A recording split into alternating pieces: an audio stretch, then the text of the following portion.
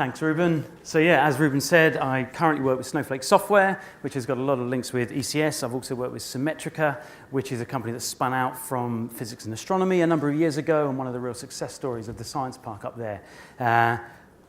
In simple terms, I think businesses are absolutely great things. And so examples like Peng of just coming up with an idea and trying to do something and trying to make it happen. There's so many examples of people who have done that and then made phenomenal successes that have changed the world. And I think those are absolutely fantastic. And it's for that reason that a long time ago, I took what was an idea on a stag do in Barcelona, took it from there, and we raised 3 rounds of funding for £12 million to build a waste management business nationally that we drove up to about £8 million of revenue while I was there, all from an idea on a stag do, because a builder saw a pile of waste in a bag that was then going to be picked up by a lorry, and he thought, oh, that solves a problem that I've got on a building site that I'm working on in Winchester right now, and he thought, let's try and do something. And it was a phenomenal time and an amazing experience that we went through. Following that, I was the COO of a company called iPresent, which provides business enterprise software as a service through to big sales teams at multinationals. That was an idea from another guy here in Hampshire, and we scaled that, we bootstrapped that rather than taking external investment, moved it up to about $2 million of revenue, a Silicon Valley office, and we were, well, in a small circle, famous for being the first company to get Oracle to sign a master services agreement for a SaaS product. And boy, oh boy, was that difficult, getting that behemoth. At the time, it was a $60 billion, sorry, not $60 billion, it was a $36 billion organization at the time. And there were 12 of us in a small office here in Hampshire having a negotiation and trying to drive terms and trying to convince them that they could change their approach to procuring software. Because, of course, we knew all about procuring software and Oracle didn't really know anything. So we had the front to just try it, and amazingly it worked, and we signed a deal and put that software out to the whole of their worldwide sales team. And the power of those ideas to just transform lives, be it for customers, be it for people in the teams that are working in those businesses, that is what I find compelling. That's why I think businesses are great. And yet at the same time, businesses have given me endless sleepless nights. Businesses have meant that I've got a lot less hair than when I last came to university, which was about 15 years ago, and studied an MBA here for all my sins.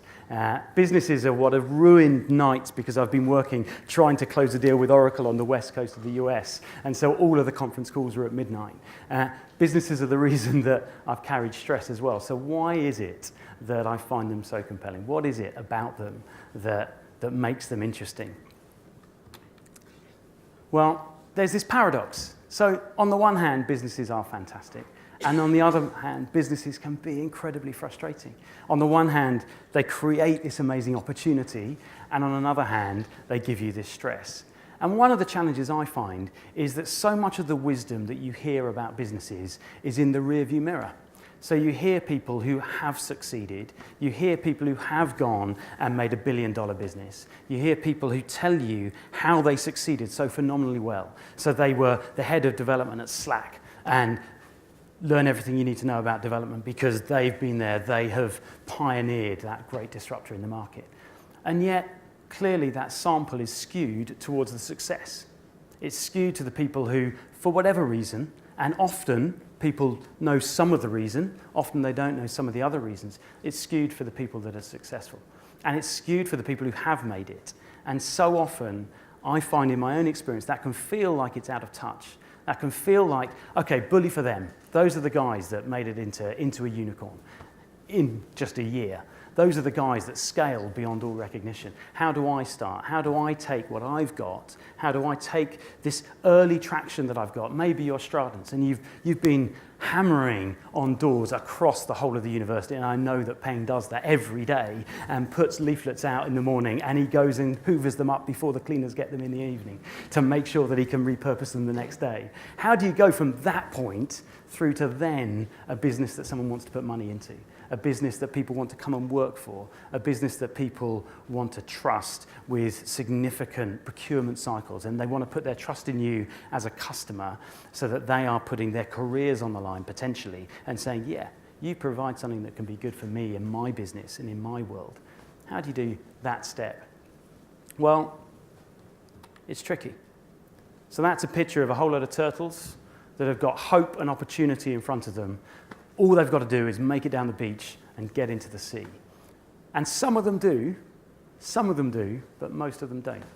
Most of them, somewhere along the way, don't quite make it. Can anyone tell me, and you'll get a prize of some sort, if you can tell me what those numbers are on the screen?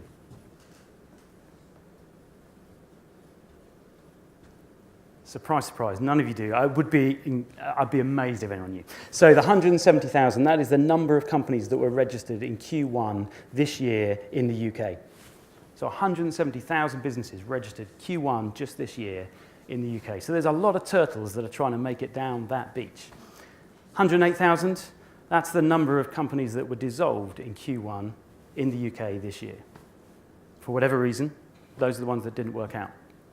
So that leaves 61,000. About 36% is the difference between those two. 36% that have gone on. Of course, those are totally different companies, but it's amazing how close that statistic is. So the year one survival rate of the typical startup is about 9 out of 10 will make it to year one. They'll go through that early phase of they're knocking on doors, they're trying to convince people that this is something worth doing, they're putting their savings into it, or they're convincing their friends that maybe they want to lend them a little bit of cash, and they're just scrabbling around and trying to do what they can to move on. 9 out of 10 will see it through the first year, but only 4 out of 10 will make it to year 5. So that means half of the companies that are registered, in that 1 to 5 years, that's when they come unstuck. That's when most businesses start to fail. And there's a whole host of reasons why that happens. There's a whole host of challenges, but a lot of it is around that challenge of trying to scale, trying to go beyond just the idea into something that is then a meaningful business. And so that's what I want to try and look at. Here's another stat which is scary. A lot of people focus on funding and they say, that's the line we're trying to get to. If we could just raise that first funding cycle, then that's it. It's success. I saw a founder a little while ago who received an email from a guy congratulating him on his Series C round, and he had raised a significant sum of money, and his immediate response to that email was simply to reply back and say, "We don't celebrate funding, we celebrate revenue." So many of us as startups focus on getting the line, getting the funding, getting the money in the bank, because then we can go big. Well, this stat says that of 2,000 VC-funded firms that were studied, this was a Harvard business study, they said 75% of those make no return at all, and between 30 and 40% of them are liquidated for nothing.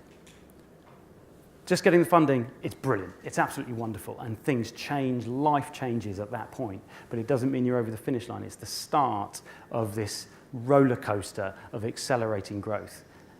For me, that's a really exciting roller coaster. For me, in my experiences in the past, great things happen in that period. But it is a roller coaster, and it is challenging. So what I want to look at today is the question of how we move. How can you succeed most effectively through that period? So there's one statistic. I've said a number of numbers. There's one statistic that is true beyond all doubt, and it is this. 100% of successful startups, and you can study this everywhere in the world, it is true absolutely everywhere, 100% of successful startups started. Every single one of them that was successful, at some point, when they didn't know whether it was going to work or not, when they didn't know whether anyone was going to buy it or not, decided, let's give it a go. Let's try. What's the worst that can happen? I don't know, but let's give it a go. 100% of successful startups started. And for me, as someone who has made a career really out of coming alongside founders and helping them to turn their ideas into a business and find ways of scaling, none of them could have gone through that process if they hadn't at some point decided, you know what, let's just give it a go. Of all the problems that I often fix in businesses, none of them becomes a problem if you don't start. The biggest cause of failure of any startup is the failure to start. And my challenge to you, particularly those of you as students, those of you still studying, there is no better time to start a business. There's no better time to explore a startup than when you're in a university environment, than when you are studying, when you are in research, when you are in a hive of knowledge and ideas that you can bounce off people on a daily basis, where you can take a chance and take a risk and try and see if something can happen. Because as you get older, life happens, you lose your hair, you accrue children, and the worries of life come in, and it becomes so much more difficult to take that risk. I think starting a startup looks a little bit like this picture. This was on a website, Why Boys Need Parents. And I love this picture. I love the thought of the boy who's standing there, and all he can see is opportunity. All he can see is he's got a skateboard, he's got a straight slope. Brilliant. That just looks like fun, right? Whereas most of us look at that picture and think, there's an ocean at the bottom of that, and there's a fairly beastly looking pillar at the bottom of that slope, and there are no exit paths on either side. That looks like it's bad news. That is definitely going to end in tears, that picture. And yet, really, what's the worst that's going to happen to that boy? Well, that one may be quite bad. But when you're looking at, do I start something? Do I take that first step on the journey? I've always found it really helpful to think, what is the worst that can happen? What is the worst that can happen? Often it's, I might look stupid. I might think this is a great idea, but actually when I start telling people, they might all tell me I'm nuts. Or it might be that I spend a whole load of time doing something and it turns out that it was wasted. It might be that actually I put some money into it and I lose it. All of those things can happen, absolutely. And most of those have happened to me. I've tried things and it hasn't worked. I've come up with an idea and I've convinced myself this is absolutely brilliant. And I've shared it with people and they've said that's dreadful. And some of them really were dreadful. And some of them maybe had a bit more promise. But the failure to start is the biggest challenge that faces most people. And of course, so many ideas never get explored. I think one of the biggest needs for us as entrepreneurs, for those of us that are exploring business, is this maxim, know yourself, know thyself. It was one of the oracles of Delphi. It's there as one of their maxims. It stood the test of time for years and years and years. Millennia have passed and this maxim has stood true. Know yourself. And what do I mean by that? I mean, as an individual, do you know yourself? Do you know what it is that you're trying to achieve? What is it that you're trying to get to? What's your aim? What's your ambition? But also, how are you wired? What is it that makes you good? What are you fantastic at? What are the things that you can do in a business that will make it successful? And they're different for every single person in this room. But it's really important to know the things that you are good at and the things that you do. But then know yourself as a business as well. So many businesses that I've worked with are convinced that they're one thing, but actually they're something quite different. I spent a chunk of time on the other side of the venture capital table. I spent some time in East Africa, and I was working with a venture fund there that was investing in a whole range of businesses in East Africa, very much motivated by using business as a force for good and creating opportunity, creating income and local jobs, and it was brilliant, fantastic. What was really challenging is when you got a business that did have a good idea and actually did have a proposition that could work, but the founder was convinced that the business he had was actually something quite different. And that can be really subtle. So, for example, at iPresent, we had this challenge that, on one hand, we thought we were this great solution for sales teams, and we were a great solution for sales teams. That's fantastic. And we were selling it to individual people, small teams. The earliest traction we got, and it's so often the case for a software company, particularly subscription software, is the first traction you get is with these small companies that have got one or two people. And so those were our first customers. And we thought, this is fantastic. We've got a really good fit for this market. And so we kept on focusing on all of these small customers. And we grew. And we kept on growing. When we were growing, we were showing growth, but it was really tricky. And our churn rate started becoming worse and worse because, yes, we could get these customers on, but they didn't really stick around. Effectively, what they saw in us was, well, it's kind of PowerPoint on an iPad. That was kind of what we did in their eyes. And they were like, we can't really justify spending £20 a month, which is what we were charging them, for kind of PowerPoint on an iPad. I can work around that problem. What we found, though, was actually we had a content management system. We had a system that helped large enterprises, and particularly the marketing departments in large enterprises, to control the brand that their sales teams put out into the market. We had found a way that enabled the marketing director, who often has kittens when he sees what the sales director is showing in front of clients, because it's off-brand, it was 3 years ago's logo, and you're saying this, and you say, you can't possibly do that. And so the marketing director would be there in head office, tearing their hair out. How could you possibly be putting that in front of a customer? And yet the sales director was saying, I just threw it together and it closed the sale, so it's fine. What we had found is, actually our content management system gave the ability for the marketing director to start controlling content so that the sales team were always on message, they were always on brand, and it worked because the sales teams absolutely loved it, because they got issued with iPads, they got issued with a solution that made it really easy for them to find their content, they had a solution that made them look really good in front of customers because the branding and the feel and the look was great. So it worked for the sales teams, and it really worked for the marketing department, who would sign off on the budget because it suddenly gave them control. That was a different product. It was a different company, even though it was the same underlying technology. And it was so important for us to make that transition from seeing the small scale, seeing the thing that sort of worked on a local level but really was struggling to scale, to then seeing, actually, we are a different company. We've got a different proposition. And once we got that right, suddenly we were able to go and sign multi-million-dollar deals with the likes of Oracle to then resource the whole of their worldwide sales team. It's so important to know yourself. Exit. One of my favorite business sayings is, and it's more applicable to those of us who are married, but you don't go, investing in business is a little bit like going to see your in-laws or going to see your girlfriend or your boyfriend's parents. You don't go in until you know how and when you're going to get out. And it's so true. Investors in a business, they want to invest only if they can see how and when they're going to get their money out. They're not looking to build a partnership with you that lasts for eternity. They're not looking to build a partnership where over the next 20 years you're going to do some profit-sharing agreement and potentially they're going to make their money out. They want to know how their money is going to come back. And why that's significant is it means that when you take that money from a VC, when you take that money from even the earliest angel investor, what you have started to do is take the first step on the road towards an exit. And it's so important as founders to be absolutely clear that that's what you've done, that you've taken that first step towards an exit.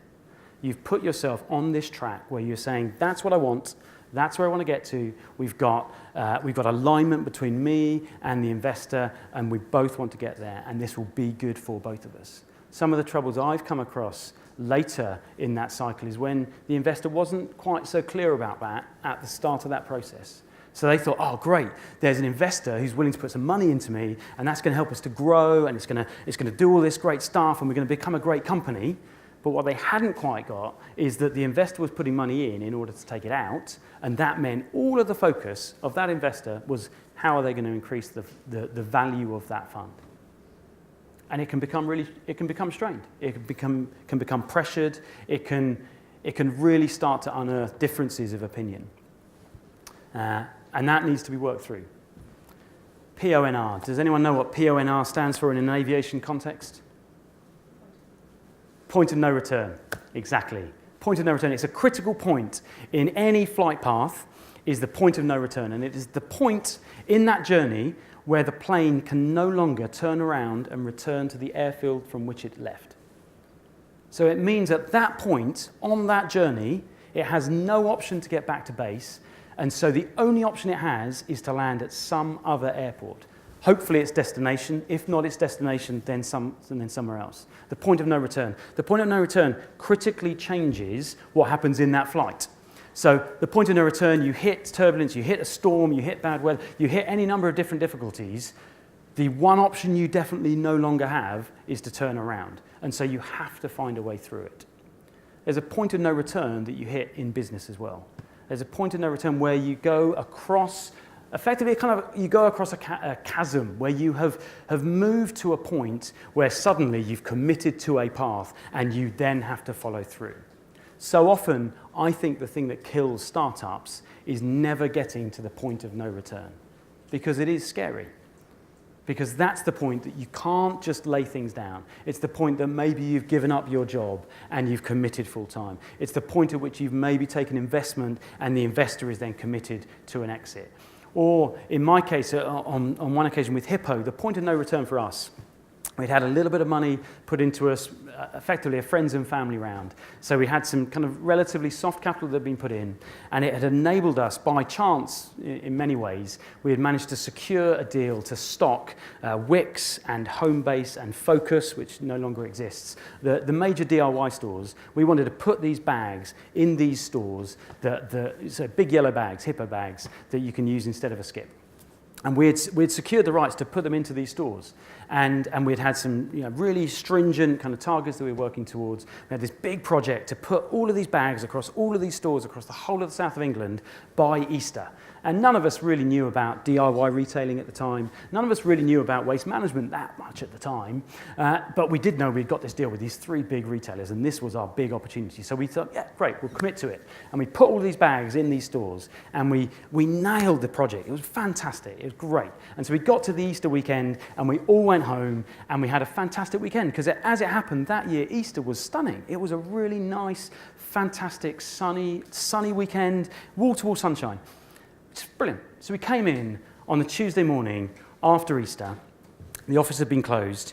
And what we discovered was we had created for ourselves the biggest problem that we had ever imagined. We had come in thinking, we've done the project, we've got the bags out, that's fantastic. What we discovered is the biggest weekend in DIY retailing is the Easter weekend. And if it's a good weekend, it is bonanza weekend. So we had just put these bags out for the first time ever into all of these stores, and it turns out loads of people wanted to buy them. Brilliant, fantastic. They'd bought the bag. The trouble is, what we committed to do was pick up each of those bags within 5 days of someone ringing us up with a ton of waste in it. We had a couple of lorries that were based here just outside Southampton, and we had a couple of lease agreements. We had a sketchy infrastructure, to say the least. We had 2 phones. We had a really basic access database that we were using to record customer data and take credit card payments. We had a manual credit card reader that we were using to take the payments. That Tuesday, the phone did not stop ringing. In fact, every time we put the phone down, it was straight onto another call. So much so that we broke our access database. I mean, that just didn't work at all. Everyone in the company, and we had about, there were maybe 10 or 11 of us at that point, everyone was answering phone. Everyone was taking whatever details they could get and just writing them on sheets of paper and taking credit card details on sheets of paper to then take a payment for us to then commit within 5 days to then collect all of this waste. As you can imagine, 2 lorries cannot get round the whole of the south of England to pick up hundreds and hundreds and hundreds of tons of waste. That was the problem we had created for ourselves. And I was there right through the night with the chief exec sitting with a credit card machine, each of us putting these credit card numbers in manually until we had taken all the payments, so we had the money. Brilliant, fantastic. Next day we were having to go out and try and find anyone across the south of England who would pick up a bag for us. And of course, paper was everywhere. We didn't have it recorded. It was a complete disaster. I mean, we lost so much money through that process because we were sending flowers to people who had a wedding coming through that weekend, and they'd bought the bag so they could get rid of the waste, but then it was still there, and people were in tears. I mean, it was a disaster. But it was a point of no return because that meant we had to go out and we had to raise institutional money to fund. It was about £85,000 per lorry to buy them at that time. We had to go out and raise a huge amount of money to go and build a logistics infrastructure to pick up the problem that we had created. But we knew we were onto something. We knew we had demand. And that is so often the biggest challenge early stage is, can you prove that you've got the demand? Going through the point of no return, you just can't look back. And that's fantastic. Does anyone recognize this film? This is an old film, it maybe speaks of my time. This is a poster for a film called The Field of Dreams. And the central point of The Field of Dreams is this guy had this vision to build this stadium in the middle of nowhere in small town America somewhere. And the vision was, if he builds the stadium, if he just builds the stadium against all odds with nothing to suggest that anyone wants to go to a big sporting event in this small town, if he just builds the stadium at huge cost, then they will come. And it's a brilliant story, and it ends with this stadium full of rapturous fans that just love this stadium, and he's proved the case, and it's absolutely fantastic. And it's brilliant as a piece of Hollywood drama. As a piece of business logic and sense, it's so much more challenging, and yet so often it is the case the number of tech firms that I've worked with who basically motor on this belief. Build it and they will come. It's all about the tech. It's all about the product. If I just get the product right, if I just build this new feature, if I just get this right, then everything else will happen because people will love it so much that it will sell itself, they will tell their friends, and suddenly it will go viral, and suddenly, yeah, brilliant. If I build it, then they will come. It's the biggest challenge to overcome because sometimes it's true. And I think it goes back to some of that success bias that you read the stories of the likes of Slack and you read the stories of they've created this product and suddenly it goes mad. What we often do, though, is attach just to the success.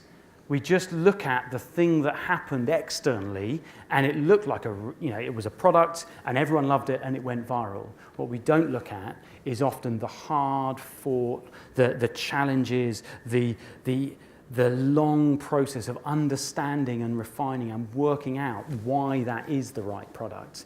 The time spent with customers or potential customers and users getting their feedback. The time spent testing and trying and putting up an MVP that then gets knocked down or torn apart and putting up another iteration and going through and through and through. So often we overlook that piece and we just think all we've got to do is build the thing and then it will come.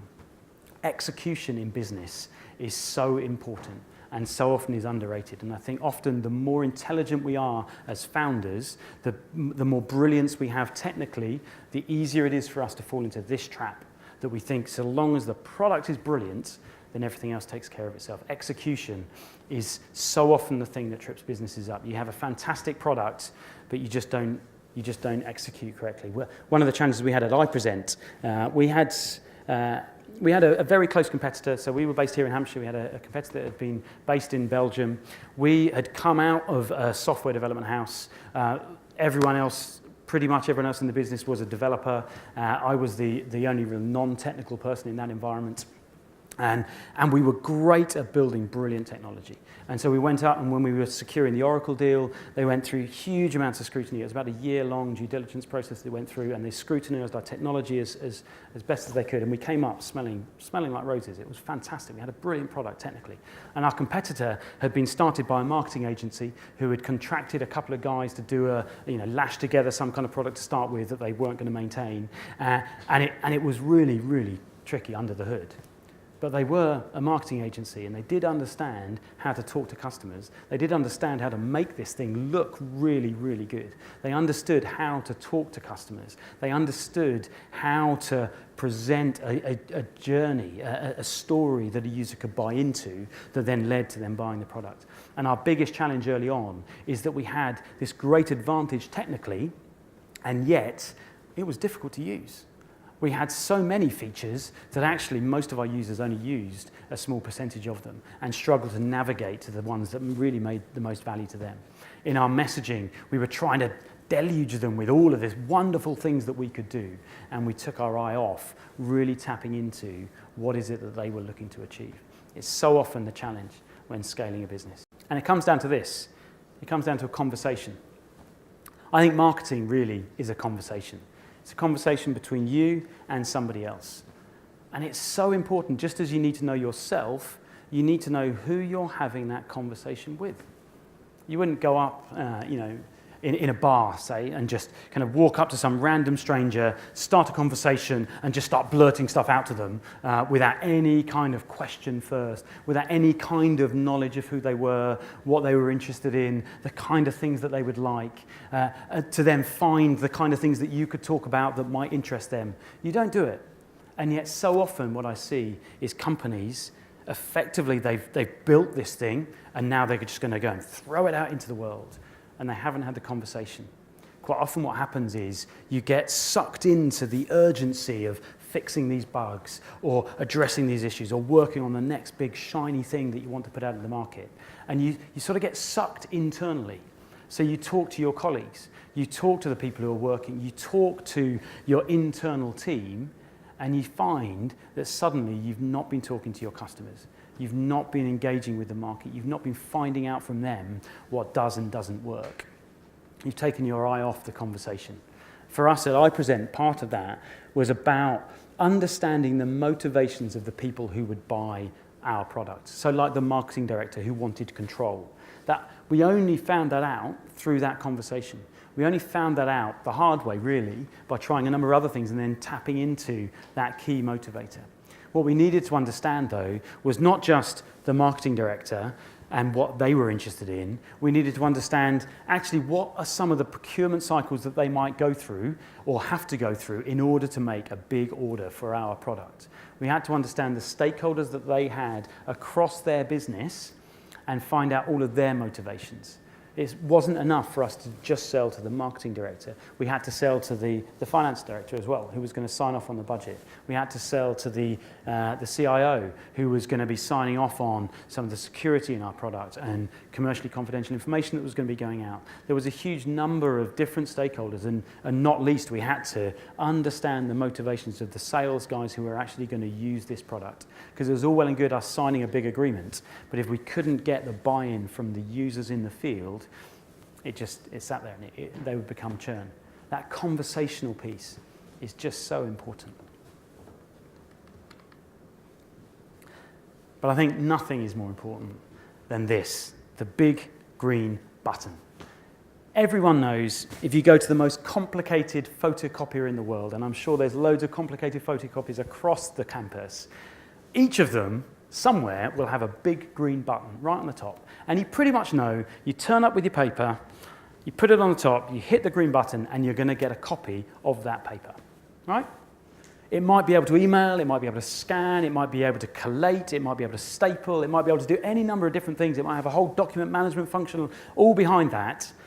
But 90% of the time, or even 99% of the time, all you want is to copy the thing that you've got in your hand, so you hit the big green button.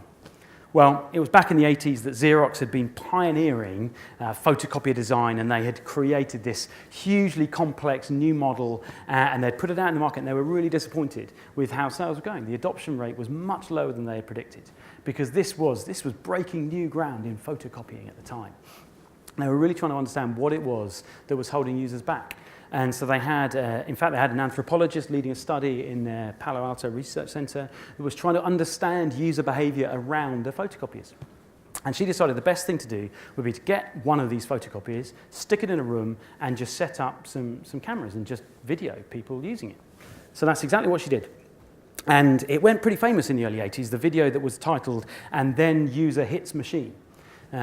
Because then user hits the machine was dialoguing this process of two guys trying to use this photocopier and being there for an hour, still not able to get one copy out of the machine. They were completely befuddled by this photocopier. And so this lady took this research and she had distilled it all out into this recommendation for a big green button, because she knew that it was about complexity. It was about them not understanding how to interact with all these wonderful features.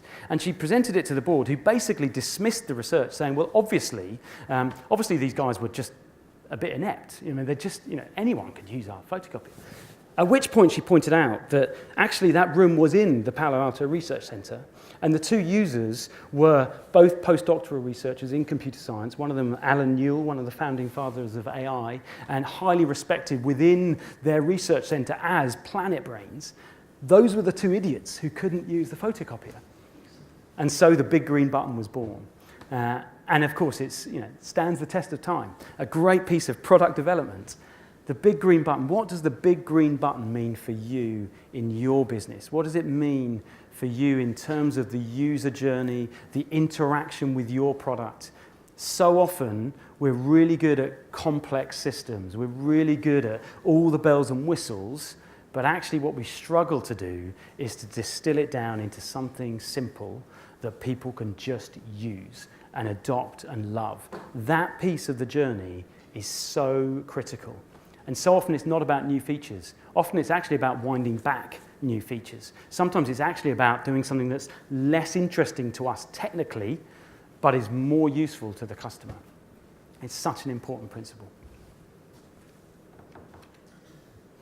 I'm sure you're all familiar with the Pretzel Law, the 80-20 rule. I have found so often, particularly in the sales teams that I've worked in, that this has been so true, that you look through you look through the history of all of the accounts and you look through the history of the revenue that you've been earning, so often it is true that 80% of it does come from 20% of your customers. In my experience, when you're trying to scale up a business, it is so much easier to scale on big orders than it is on small orders, particularly if you're in a B2B field. For me, it's all about trying to increase each order size. So it's much easier to sell 10 deals of $100,000 each than it is to sell 1,000 deals of just £10 each. It's so much more tricky to service 100 customers than it is to service 3 or 4. Now, the risk profile might be different, but I find particularly in a scale-up process in any business, what you're needing to do is get velocity. You're needing to get growth, and growth often comes most easily through a small number of big deals or big clients. So at iPresent, we got to a point when we had around about 2,000 different users on the system. We had about 600 different companies. The average number of users in each company was 3 or 4. And we were really, really struggling to grow until we hit this seam of the large multinational teams where control was an issue. And very quickly what we discovered is the growth rate on those small deals was tiny, but the growth rate that we could get when we got into a big company was enormous. And it was so much more efficient. So for scaling up a business, so often it's about looking back at what you've done at the start and trying to pull from that the threads that are most easy to scale. And often there will be a few different things. Often at the start, you just got to try loads of different things. You might not be particularly systematic. You might try 10 different things and you have no idea which one's going to work. And that's fine for getting started. It's fine for just building that early momentum. But there comes a point at which you simply can't grow any further with the resources that you've got, with the bandwidth that you've got. And there comes this point where you start refining down and looking at what are the bits of our business, what are the things that we've got the most opportunity to scale in. And I find so often the 80-20 rule stands true. But there's this fallacy. That is a silver bullet. And every single founder I have worked with, I think bar none, basically buys into a silver bullet fallacy. And that is that there is something, if we just find this thing, whatever it is, a marketing initiative, a new product line, a new feature, a new recruit, a new head of sales, whatever it is, it's this silver bullet. And we're so given to buying into a simple, single solution that will fix all of our problems. And the truth is, it's so often incremental improvements. In my experience, it's been about refining this process. It's been about building this team. It's been about improving this piece of collateral or improving our processes for dealing with sales. There's been multiple different things that we've had to improve incrementally across the board that has then added up to great success. But so often, what we want to do is latch onto this idea that there's a silver bullet somewhere, and if we just find that, then great, we'll be away. And certainly at the startup phase, just as you're getting started, it can be a real trap to think that there will be a thing, a activity, or an activity that will be the route to success. In my experience, you have to try multiple different things, and then as they start to gain any kind of traction, you start improving the things that are working most effectively, and you keep on improving, and you keep on improving, and it's hard work. It's very hard work, and because it's hard work, we can be given to thinking that we're doing something wrong. We're missing this silver bullet somewhere, and if we just keep looking for the silver bullet, eventually we'll find it, but it distracts you from finding and really working across the piece. And so for us at iPresent, for example, a real challenge for us was the speed of the sales cycle. So you'll find, particularly as you're getting into larger deal sizes, particularly in an enterprise context, the speed of the sales cycle is absolutely critical. The more that you can shorten that cycle, the more velocity you can gain as a business, the quicker you can grow on a relatively small number of people. And so we were constantly having to refine that. We were refining the user journey. We had a free trial period. We were tinkering and tailoring with that the whole time. We were tinkering away with we had a whole pay-per-click campaign that we were running on Google and just tweaking with the ads that we were putting in, tweaking with the landing pages that we were putting in to optimize that process, tweaking then the emails and the phone calls and the face-to-face visits that we would plumb in, and we were constantly tinkering with that journey to improve it and shorten that sales cycle. And there were multiple things that we were having to address. If we had bought into there's a silver bullet somewhere, then it just distracts you from doing all of those incremental improvements. And so I want to leave you with a few quotes about simplicity.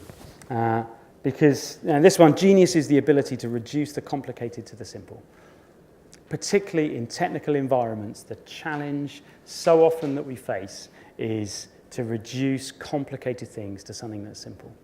I think that's probably one of the greatest pieces of wisdom that I've picked up over time and as you start looking around in so many different fields, in so many different walks of life, people say the same thing, that actually making something complicated is relatively straightforward. Taking something that's inherently complicated and making it simple, that is really, really tough. But if you want to scale your business, you have to make it as simple as possible for a customer to understand it. You have to make it as simple as possible for a customer to engage with you. You have to make it as simple as possible for an investor to understand the journey that you're trying to go on.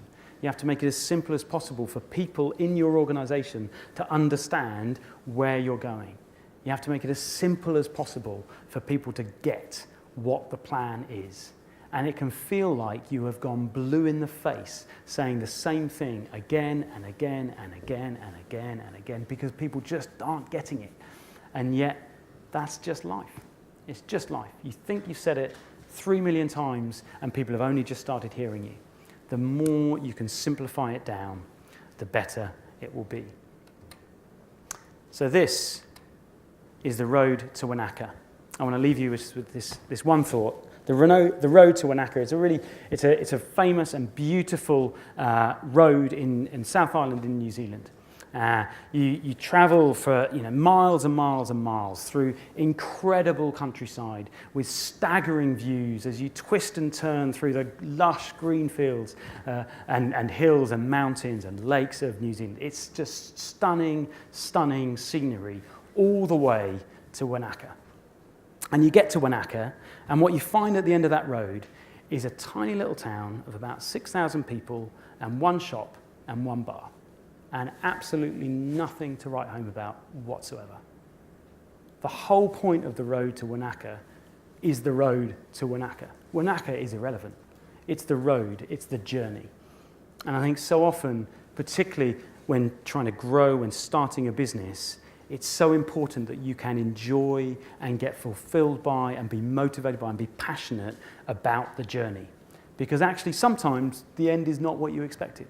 Sometimes the end isn't quite what you expected to end up. It's so important that you enjoy the journey along the way. Thank you very much.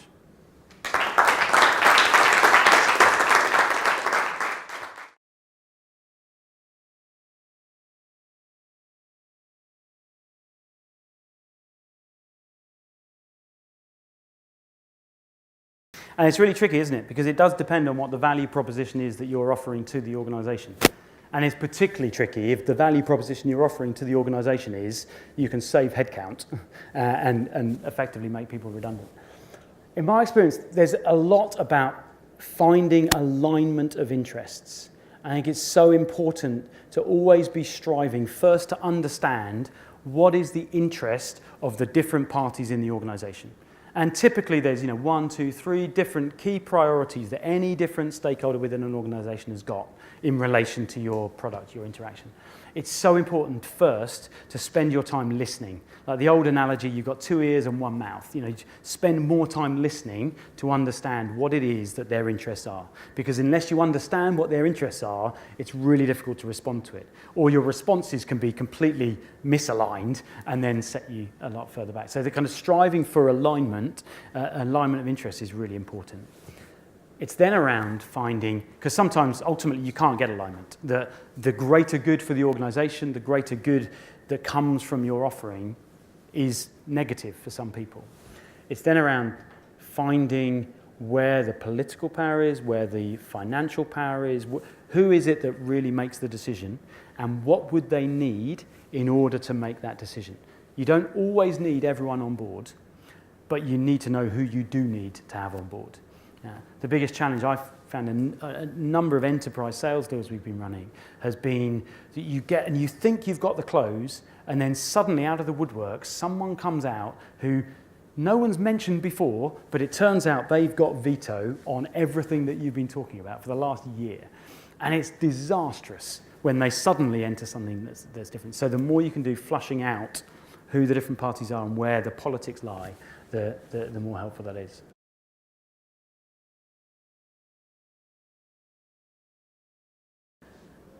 And that's a wide philosophical question. I think my experience would be, as teams, we perennially complicate things because you've got multiple different people in a room trying to work out a problem, and quite often what we do is we end up going with a kind of a consensus view, and Sally said this, Bob said that, Tim said this, so we'll sort of munge it all together and hope for the best, and then it becomes complicated. So I think often teams complicate things. I actually think as humans we're really given to simplicity. So like the silver bullet is because I think as humans basically we're looking for simple answers and simple options. We kind of want something that's just there. And so so many of the products that are wildly successful promise you something really, really simple. Whether they can follow through on that is a different question. It's like the iPhone versus Android debate in terms of the simplicity that Steve Jobs offered you versus, well, you can do any number of different things, but you're going to have to work it out for yourself. So I think humans are drawn to simplicity, but it's really hard work presenting simplicity.